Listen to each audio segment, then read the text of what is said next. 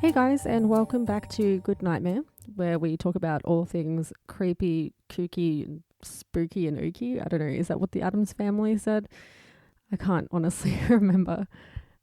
Today, I want to talk about another one of my favorite cases. I guess most of these episodes will be about my favorite cases because I'm assuming that the kind of people who listen to my podcast are the kind of people who are into the same things as me.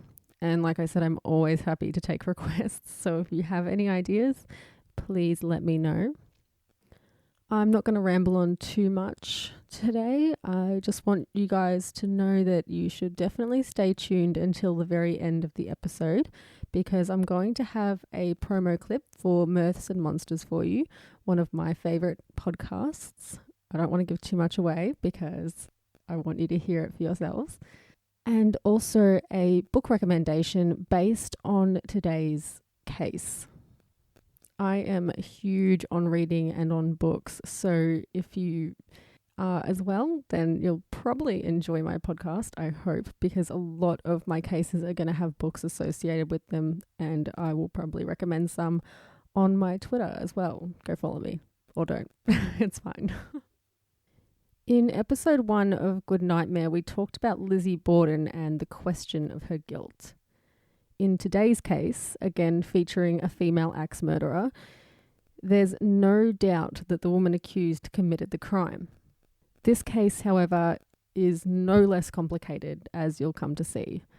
While the woman that we're going to talk about absolutely committed this crime with no doubt, she wasn't held criminally responsible. So let's get into the case.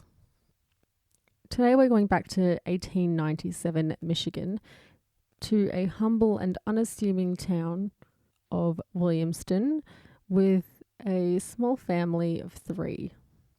This is where Martha Haney lives with her husband, affectionately known as Alfie, and Alfie's mother Mariah.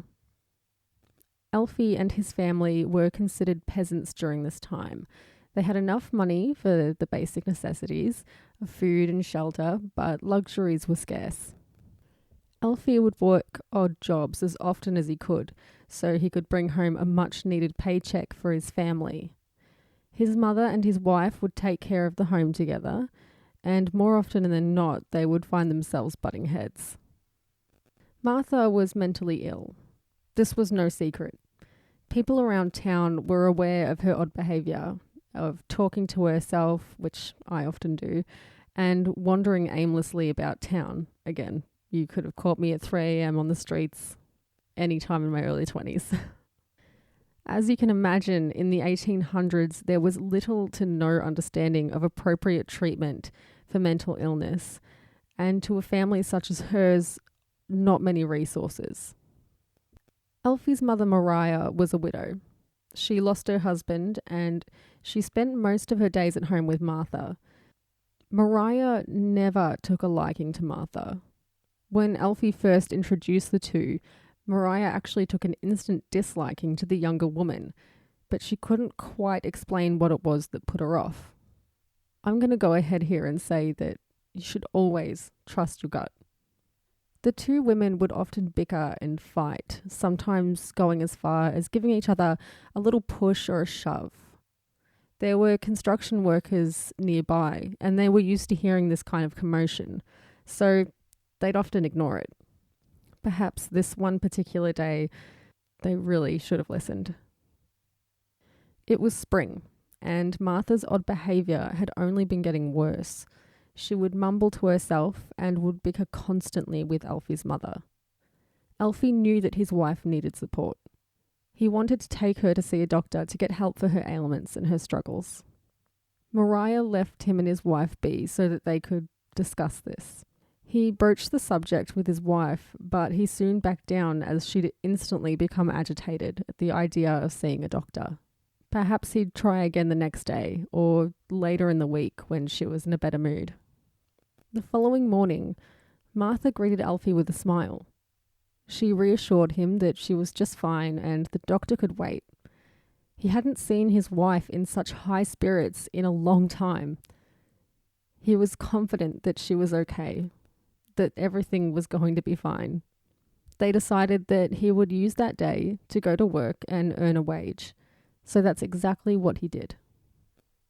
Martha and Mariah were left at home together, alone. A little bit of background about Martha's life prior to meeting Alfie. Martha had had children in a previous relationship well before she met Alfie, and that she never really talked about.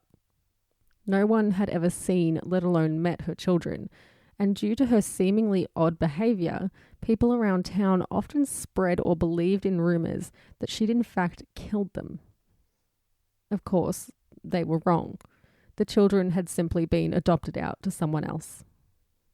On this particular morning, doctor's appointment postponed and Alfie away at work, Martha removed a photo of Mariah's deceased husband from a frame and replaced it with a photo of her own children.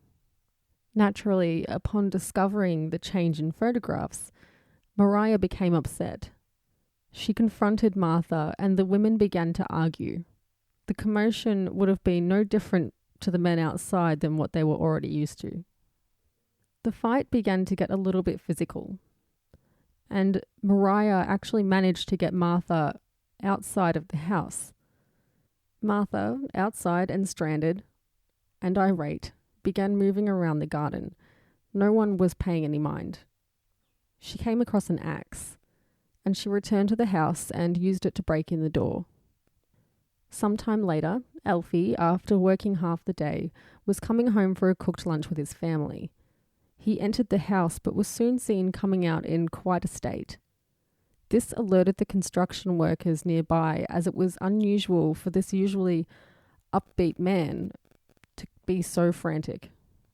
They saw smoke billowing from the kitchen window and believed this to be the cause of Alfie's alarm. The construction workers moved quickly, thinking that if the fire was small, they might be able to contain it or put it out to avoid any further damage. They weren't expecting to see what was behind the smoke. When Alfie had entered the house, he was first confronted by a horrible smell. An even more disturbing sight followed.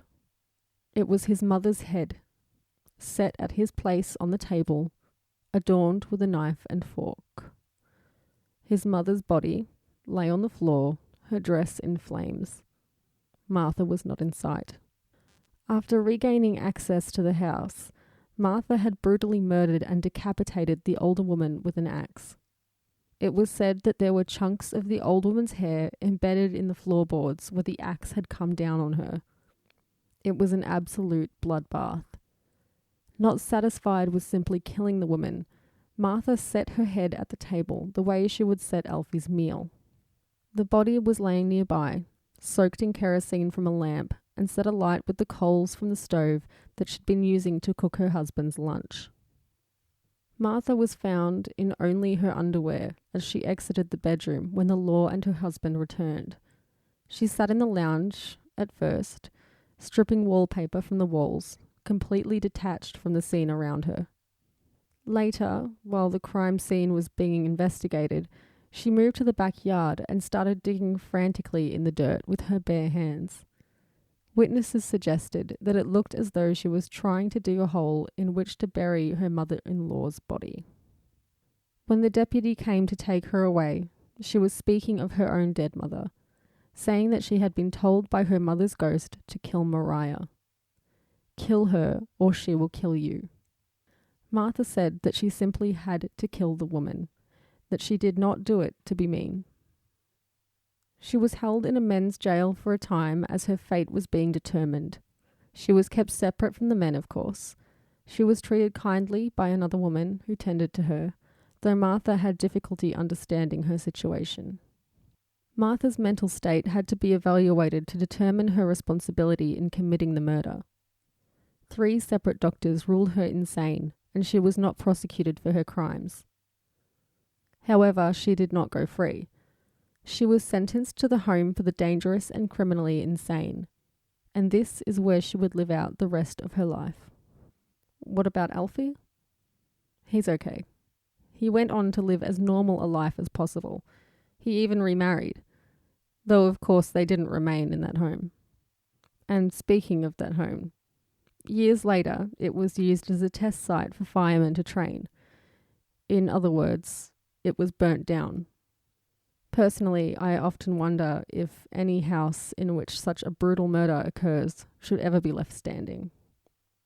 If you're interested in reading more about Martha Haney, Alfie, Mariah, and the small town of Williamston, Michigan, then I recommend the novel To Hell I Must Go by Rod Sadler.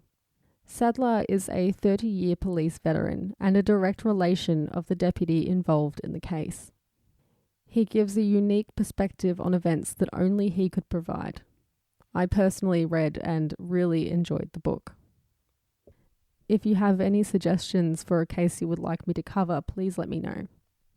As always, you are more than welcome and even encouraged to contact me at goodnightmare_s@outlook.com.